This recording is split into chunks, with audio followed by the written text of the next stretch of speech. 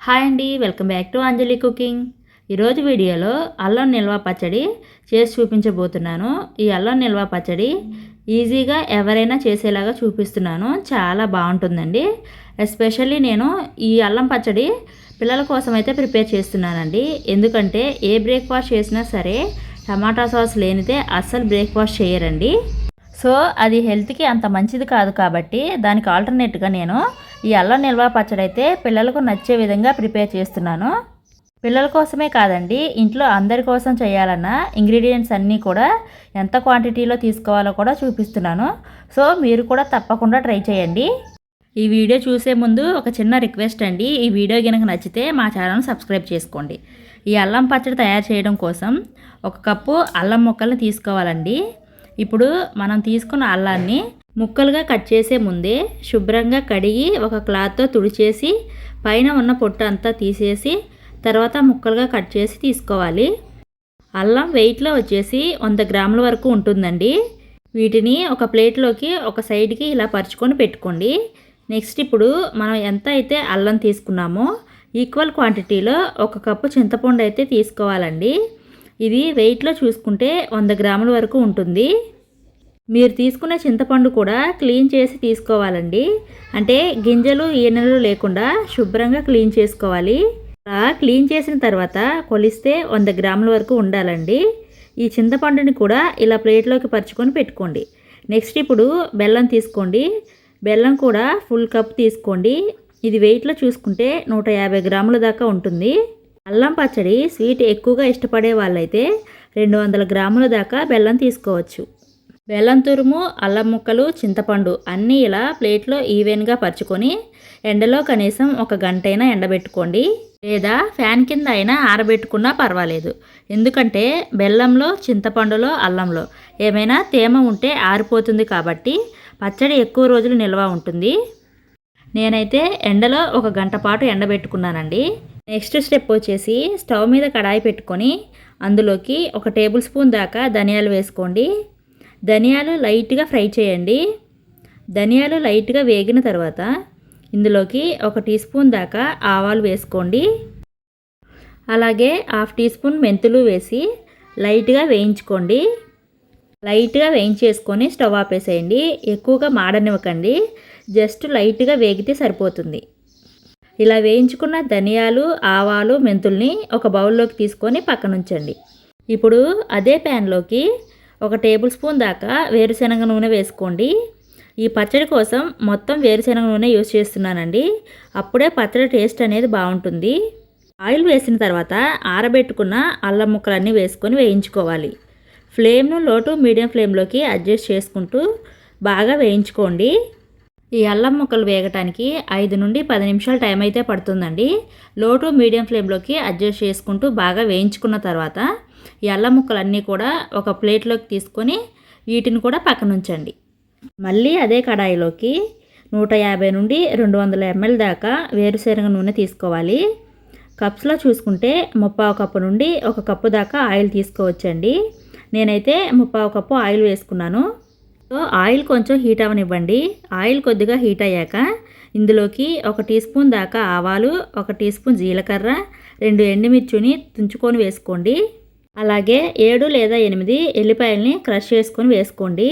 ఈ తాలింపు వేగిన తర్వాత వెంటనే స్టవ్ ఆపేసేయండి.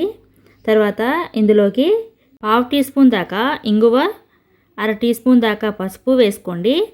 నెక్స్ట్ ఇందులోనే 2 రెమ్మల దాకా కరివేపాకు వేసుకొని జస్ట్ ఒకసారి మిక్స్ చేసుకోండి. అలా మిక్స్ చేసుకున్న తర్వాత ఈ కడాయిని పక్కకు దించుకొని చల్లార్చుకోండి. ఇప్పుడు స్టవ్ మీద ఒక గిన్నెను పెట్టుకొని అందులోకి 200 ml దాకా వాటర్ తీసుకోండి. ఈ వాటర్ని రోలింగ్ బాయిలింగ్ అయ్యేంత వరకు మరిగించుకోండి. నీళ్ళు మరుగుతున్నప్పుడు ఇందులోకి మనం ఎండలో పెట్టుకున్న చింతపండుని వేసుకోవాలి. ఈ చింతపండుని ఉడికించండి.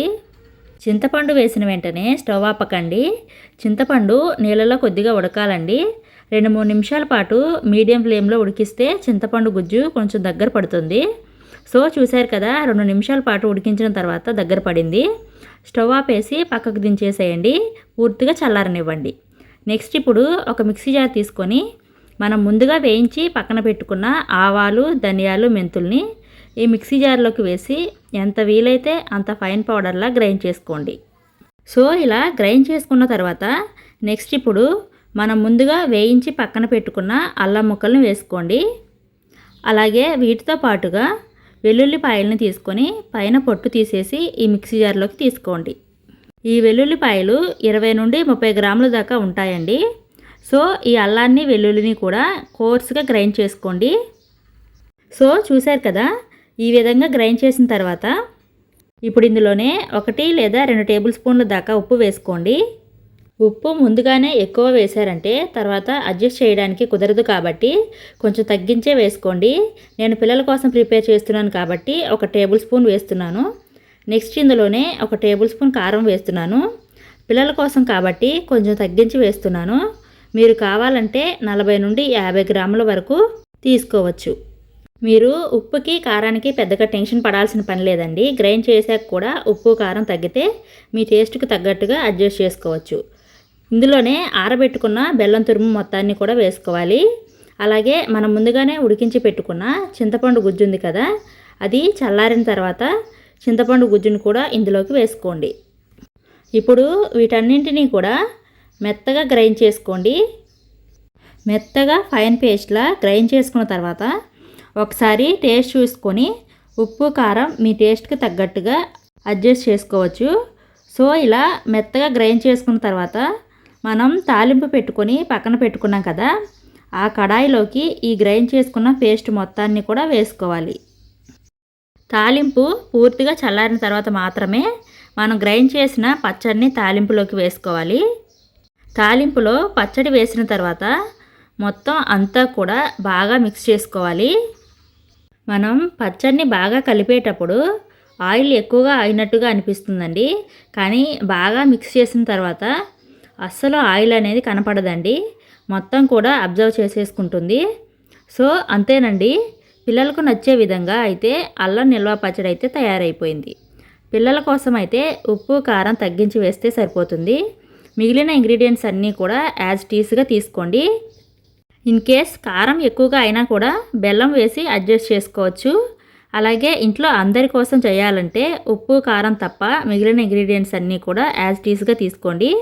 ఉప్పు కారం మాత్రం మీ టేస్ట్కి తగ్గట్టుగా అడ్జస్ట్ చేసుకోవచ్చు. సో ఇంగ్రీడియంట్స్ అన్నీ కూడా డిస్క్రిప్షన్ బాక్స్లో ఇస్తాను, చూసి మీరు కూడా తప్పకుండా ట్రై చేయండి. ఈ వీడియో కనుక మీకు నచ్చినట్లయితే ఒక లైక్ చేసి షేర్ చేసి మా ఛానల్ను సబ్స్క్రైబ్ చేసుకోండి. Thank you for watching.